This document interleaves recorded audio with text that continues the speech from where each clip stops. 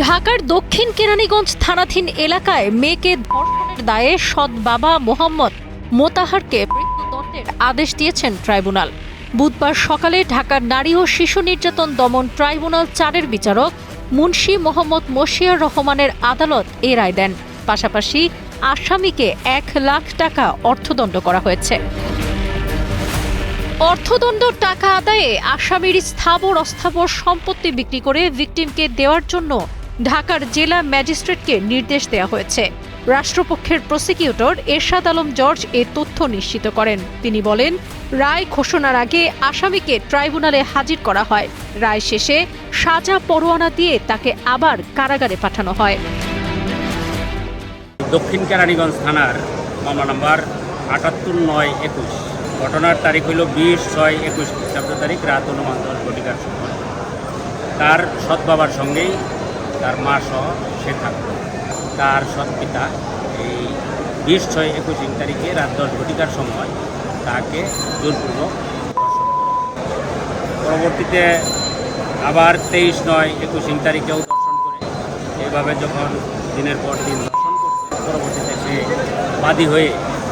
বাদী হয়ে কেরানীগঞ্জ থানায় একটা মামলা দায়ের করে।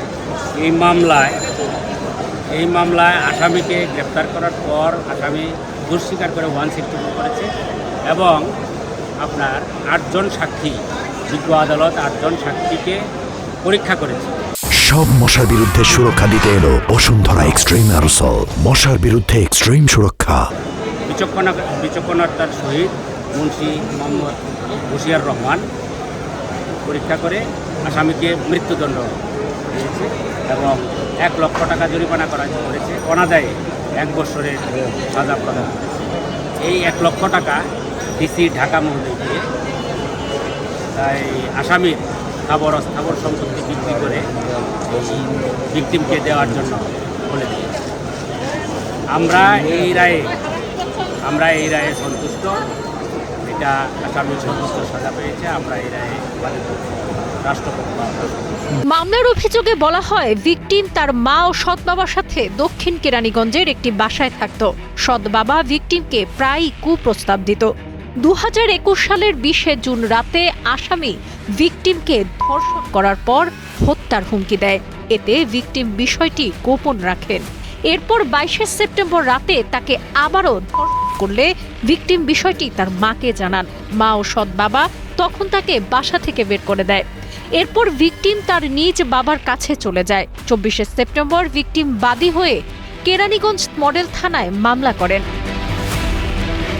২০২২ সালের ২৭শে মে সংশ্লিষ্ট থানার এসআই আবুল হাসান মামলাটি তদন্ত করে মোতাহারকে অভিযুক্ত করে আদালতে অভিযোগপত্র দাখিল করেন।